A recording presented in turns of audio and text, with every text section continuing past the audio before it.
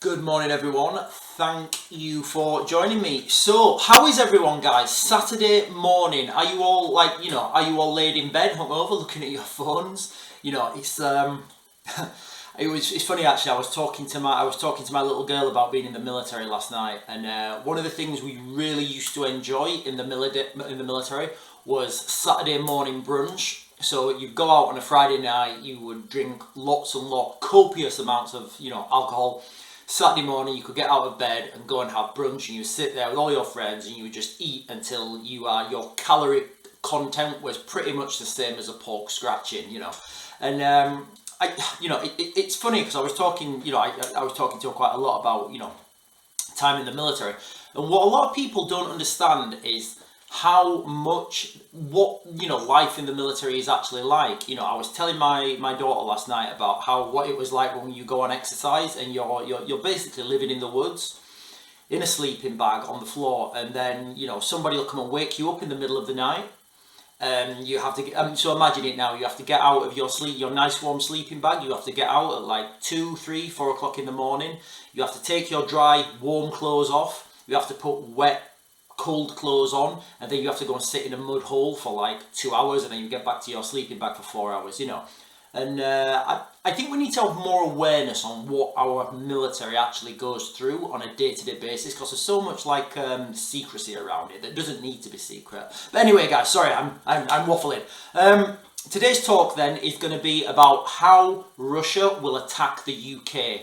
I'm not talking about military targets now, I'm talking about civilian soft targets. I'm talking about asymmetric warfare, non-conventional warfare, although I kind of think there's going to be a new term for this phase of warfare. It will either be called soft war, grey war, basically when criminal gangs paid by a belligerent nation are paid to conduct whatever on that nation's whatever infrastructure. So that's what I want to focus on today, because a lot of you guys are asking me, will the UK get attacked, X, Y and Z, what's going to get attacked?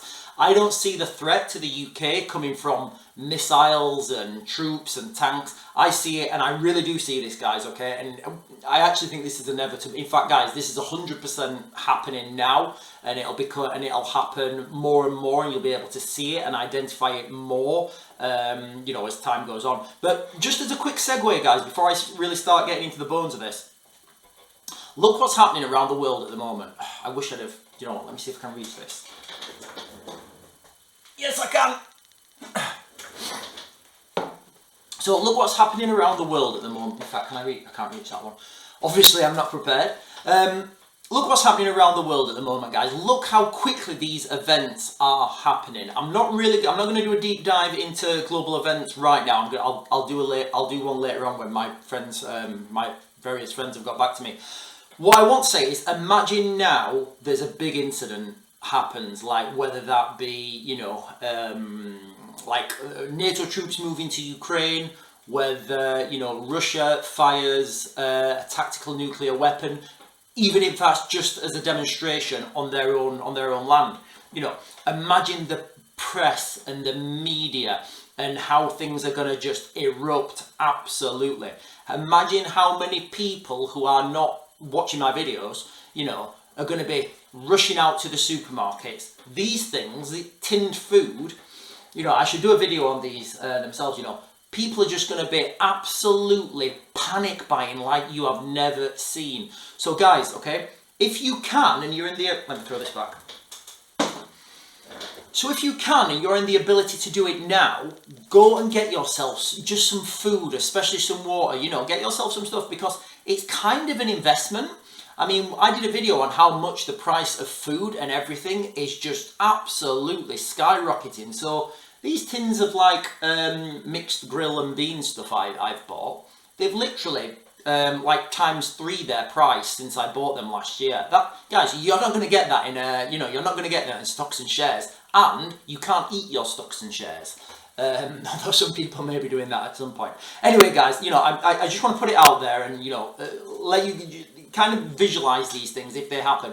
And as well, you're going to get the Karen factor. You're going to get people in supermarkets who all of a sudden all of a sudden you've got 1,000 Karens who are experts on long life food and calorie intake. That's what you'll get, guys, alright? We've seen it over the last 4 years. People who are just all of us overnight automatic experts. Anyway, guys, so top 10 soft targets that will be, that I feel will be attacked in, by hostile belligerents, I guess. So, number 10, guys, first one will be crime in big cities. It will be very easy for belligerent nations just to say to people, right, guys, I want you to increase your crime, increase theft, increase violent crime in cities. Do this around media centres, because then the media get this on the media, and it sows panic. It'll sow panic into the population. It will force more stress on the police, potentially a military deployment. And also with this, increased crime, I want to put down there increased public orders. So that is whatever protests are going on at the moment, whatever that is, whatever new protests they are. Foreign nations will pump money into these protests because it divides the nation, it divides people, I don't know, what's been divisive? Black Lives Matter. 2 people, okay? Neighbours. One's black, one's white. They've been friends for, the longest time. Black Lives Matter comes, maybe not on the surface, but certainly underneath. These 2 people will start to think, oh, they're doing all that. Oh, they're saying Black Lives Matter, don't White Lives Matter. And these people will be thinking, oh, don't they care about... You know what I mean, guys? It's there to sow division in our communities, all right? When I was in the military, absolutely nobody cared what colour of skin you had. Nobody cared. As long as you could do the job, and you were the good guy, you were absolutely fine. But anyway, guys, so that's my number 10, okay? Increased crime and more funding and more public order protests. So, number 9, I've got fire and arson attacks. We already saw this last year, I think, but nobody put this down to what it was. So the vulnerabilities from fire and arson, I've got basically a countryside, you've got a huge countryside. It's not protected. There's no fire, fire wardens there. We've just naturally not had it burnt down because people don't normally go and set fire to the countryside. But like last year in the UK, we had a rise in fires in the countryside, and I was or maybe it was the year before. I can't remember, but I was quite suspicious why they were all happening around a certain area. I don't know, guys. Let me know in the comments what you think. We've got woodland burns, guys. All right, woods burning. There's nothing there. Historic buildings. Now, there's some people that were saying the Notre Dame Cathedral, that was an arson attack. There's lots of things, historic buildings that are not. There's no protection on them, and they can burn. Literally, with fire and arson attacks, guys, you have got anything that burns can be set on fire. And these are really soft targets, places that, and it's really easy for criminal gangs to go and set a fire. Sure, it's not going to get the media attention as a huge explosion or, something catastrophic involving guns, but you're still going to have these soft war, grey war, asymmetric warfare targets being taken, being taken out. Local government, then, I've got at number 8. So, we've seen this over the last 4 years, how vastly incompetent local government is, local councillors, and these, local councillors are very vulnerable to bribes, and they probably won't know they're being bribed. Somebody will give them 500 quid to do something, or somebody's brother will know somebody's cousin, and then they'll get some money and they'll ask somebody to do something, and they may be doing something so benign, they don't really know what they're doing. But the local council basically control all our administration, so that, and again, it's none of these big headline hitters, but they're all things that add to the system of chaos. What did we say? The cauldron of chaos. I need that on a t-shirt. So, the cauldron of chaos then that the local government can produce, administration, so you've got your bins, you've got your, basically everything in local government, that's everything. You've got bins, licensing, taxes, transport, all your shop licenses, all your alcohol licenses, all this sort of stuff. And although on the outside it doesn't seem like it's, it doesn't seem like it's that big a deal. Once you start doing 2 or 3 of these events and then you add them together and then you have a knock-on effect and it's a chain of events, it's a coordinated soft strike, then you get the big problems. Because don't forget, guys, all right, I have never seen a bigger concentration of Karens than I have at the local council. Literally, you go in there and it's Karen, Karen, Karen, Karen. I think everybody's a Karen in there. I think local council jobs attract the Karens, guys, okay? And, you know, let me know what you think in the comments, guys, okay? So, yeah, so that's number 8, local government. So, number 7 then, I've got mobile phone towers. Now, again, mobile phone towers are everywhere, and all our... I've left my phone. All our, you know, phone communications is now done, well, a lot of it, I do get a lot of it's going on internet, but I'll come on to that later. But a lot of our communications is done with, you know, mobile phones. A lot of GPRS as well, because when you get, you know, when you get a GPS signal on your phone, you're not getting a GPS signal, you're getting a GPRS signal, which is basically coming off the cell towers. It works exactly the same way, but instead of using satellites, you're using cell towers. So if these cell towers get taken out, the GPRS is going to get taken out. What effect's that going to have? Not much really on the grand scheme of things, but your navigation apps are not going to work. So that means your delivery systems are not going to work. That means what have you got? You've got you've got loads of delivery companies. Every Royal Mail,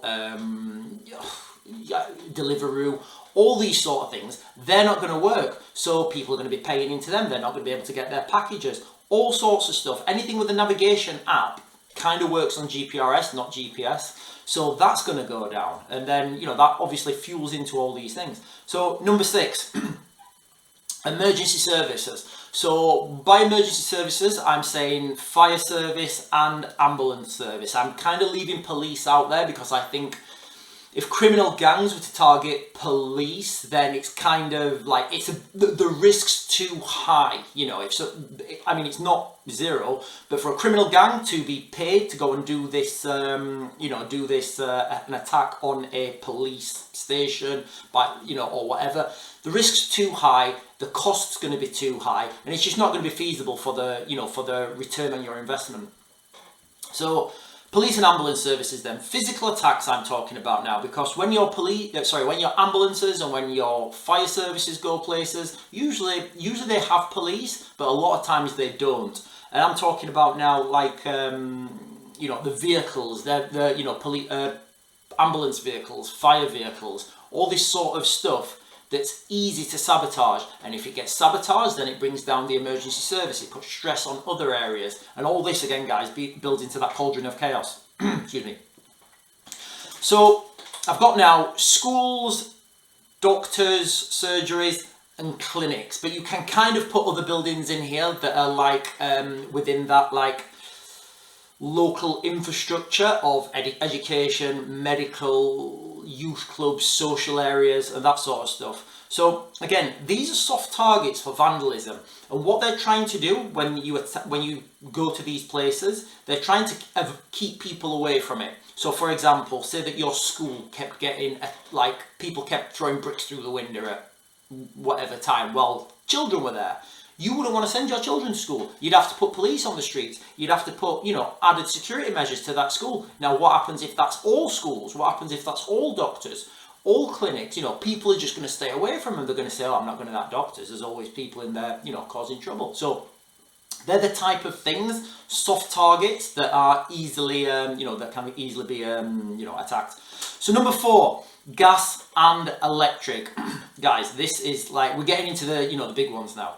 So your gas and electric. So I think electric is more vulnerable than gas. Gas is obviously flammable. It can blow up. Lots of bad things can happen to the criminal gang when they're doing it.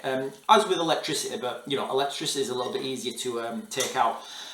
I'm going to quickly caveat this and say that the electricity system in Europe is a lot more vulnerable than it is in the UK, because there's a lot of weapons in Europe There's a lot of weapons in the UK. What I mean is there's a lot more weapons in Europe that could, like for example, a high velocity rifle, you could shoot at the, at some of the resistors on a substation. You take that out, you then have, so for a couple of bullets, a couple of dollars, you wouldn't even be close to that substation. Nobody would know it was you. You could shoot some of these transistors, resistors on a substation.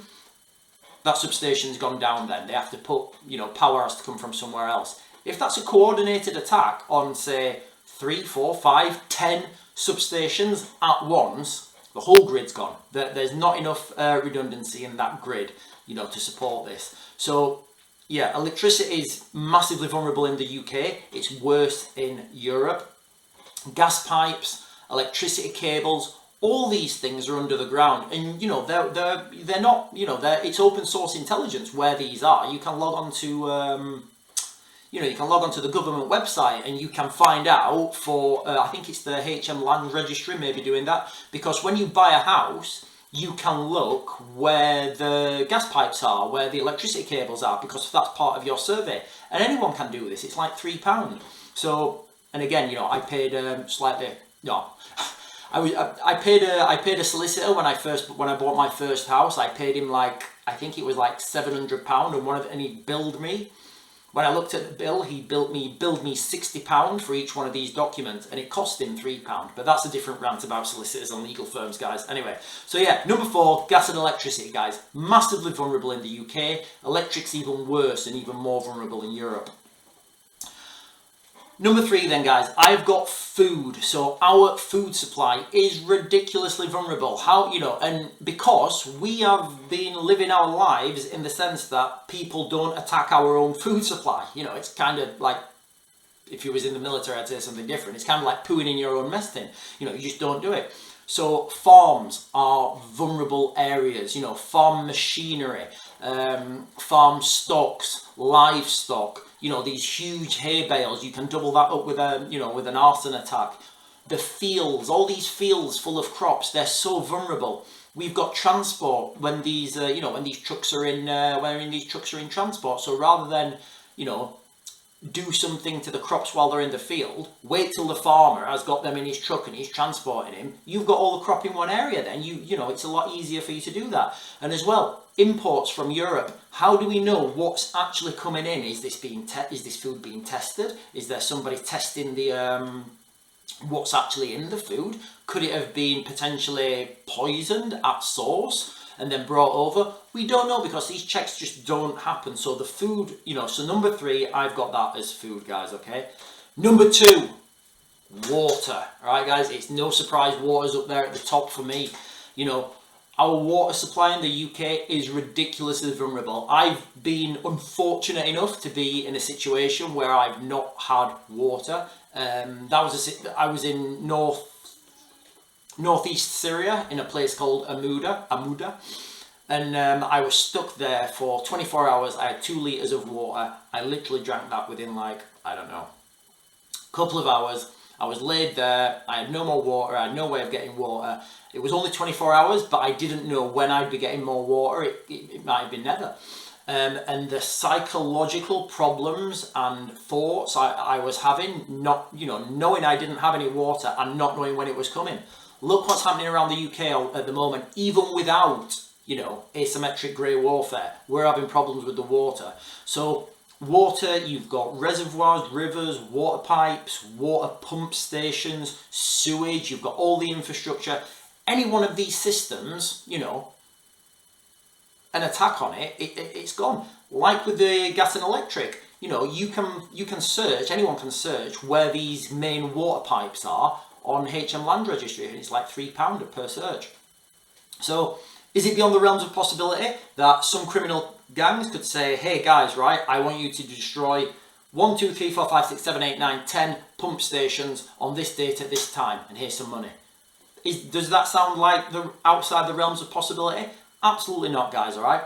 Could could one of these reservoirs, rivers, water pumping stations, sewage station, anything, guys, could it be contaminated? Could people get into it? Tell me, how close can you walk and get to your local reservoir?